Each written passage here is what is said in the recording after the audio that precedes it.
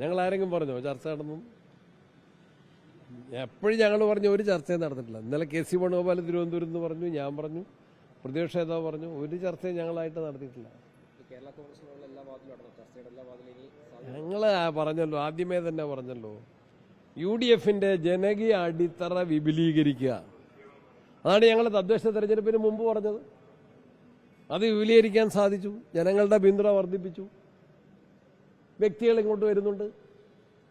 സംഘടനകളെ കുറിച്ച് ഒരു ചർച്ചയും നടന്നിട്ടില്ല. അതൊന്നും ഞങ്ങളൊന്നും പറയുന്നില്ല. അതൊന്നും വേറൊരു പാർട്ടിയുടെ ഒരു ചർച്ചയും ഞാൻ അറിഞ്ഞിട്ട് നടന്നിട്ടില്ല. വിസ്മയം ജനങ്ങളുടെ പിന്തുണയല്ലേ, അതല്ലേ ഓരോന്ന് 1 by 1 ആയിട്ട് നമുക്ക് കാത്തിരിക്കാം. കണ്ടില്ലേ, അന്നത്തെ ദിവസം തന്നെ ഉണ്ടായി.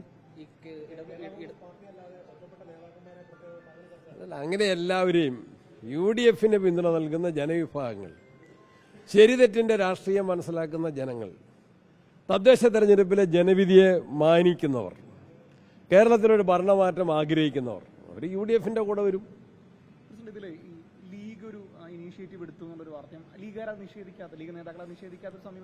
മുന്നണിയുടെ നന്മയ്ക്കായി, മുന്നണിയുടെ ശാക്തീകരണത്തിനായി ആർക്കും അവരുടേതായ രൂപത്തിലുള്ള സംഭാവനകൾ ചെയ്യാം.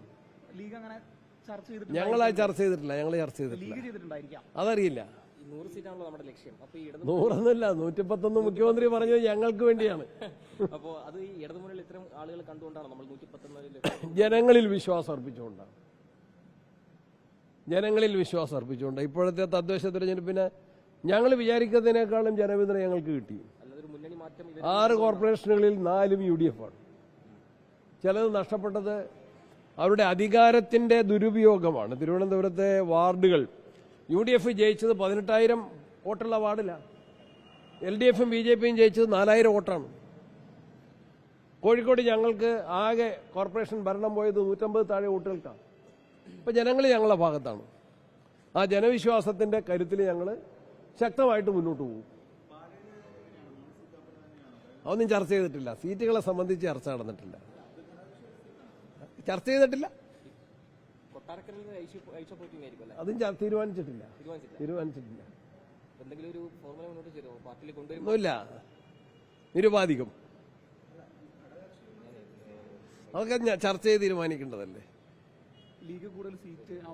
ഇതുവരെ ഞങ്ങളോട് ആവശ്യപ്പെട്ടിട്ടില്ല. കൂടുതൽ സീറ്റ് ജയിക്കാനാണ് ഞങ്ങളുടെ എല്ലാവരുടെയും ആഗ്രഹം. അതിനാണ് ഞങ്ങളുടെ മുന്നൊരുക്കം, അതിനാണ് മുൻതൂക്കം, അതിനാണ് മുൻഗണന. അങ്ങ് മത്സരിക്കുമോ? തീരുമാനിച്ചിട്ടില്ല. എന്റെ കാര്യം പാർട്ടി തീരുമാനിക്കും. ഒന്നുമില്ല.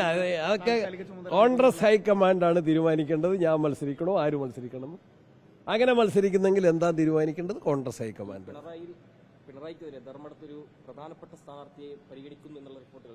അതൊക്കെ ആലോചിച്ച് തീരുമാനിക്കും. ധർമ്മടത്ത് കരുത്തിട്ട സ്ഥാനാർത്ഥി വരും.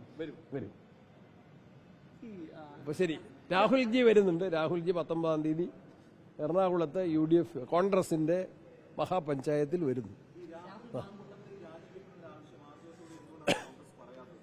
രാജിവെപ്പിക്കാൻ ഞങ്ങൾക്ക് അദ്ദേഹത്തെ കൈപിടിച്ച് ഒപ്പിടിക്കാൻ പറ്റില്ല. ഞാൻ അദ്ദേഹത്തെ പുറത്താക്കിയ ദിവസം തന്നെ ഞാൻ ഇടുക്കിയിലായിരുന്നു.